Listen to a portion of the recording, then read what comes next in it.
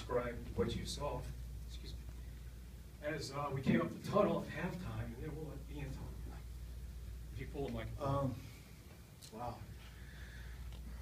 You know, you guys, we just talked about the Kent State player. We just talked about what's important to you and identifying, you know, those people in your life that have been significant. So coming off the field, I was told that Ian's father was suffering some chest pains, and he just happened to be right in front of our locker room area. And I didn't see him at first, so I went in and I talked to the team. And they said, he's outside, Coach, he's right outside the door. So I went back out, and he was sitting on the ground, sitting up. There were the paramedics around him. And I just got down on my knees and I put my hand on him. I just said, hey, listen, we're thinking about you. You know, we're praying for you. And, you know, went back in and got the team ready to go back out in the second half. So I knew that there was something going on. Subsequently, I've heard what's gone on now. And, you know, first of all, I wanted to thank the BYU people, the police, the AD, Coach Mendenhall. They were fantastic in their help and their assistance, the hospital, everything. It was first class. And so with that, I'll just turn it over to Ian, and he can, you know, if he wishes to, he can talk about whatever. Yeah, we wanted to make sure Ian's dad's okay, and he's comfortable talking about this before we brought this to everyone's attention. So again, maybe Ian, you kicked a field goal into the half. You want to talk him through what happened with you as you're walking off the field, et cetera. Just pull that microphone over a little bit.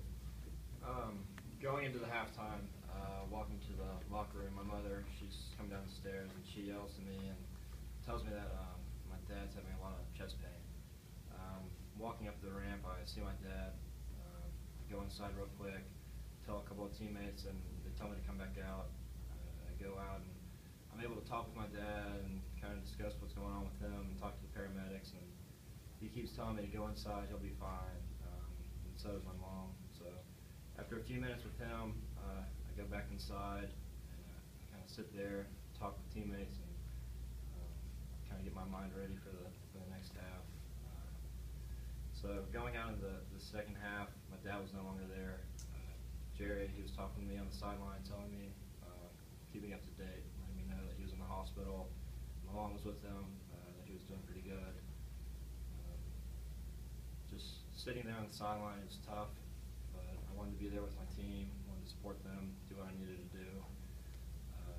And I was called out for a 46-yard field goal, and that was probably one of my hardest kicks I've ever had to do. Just knowing about my dad and what he was going through and having to perform still for the team.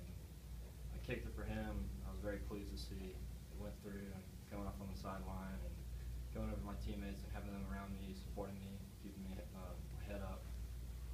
It was an incredible experience, really it was, having the team there for me. And after the game, Coach London bringing us all together, saying a prayer for my dad, which really I appreciate so much.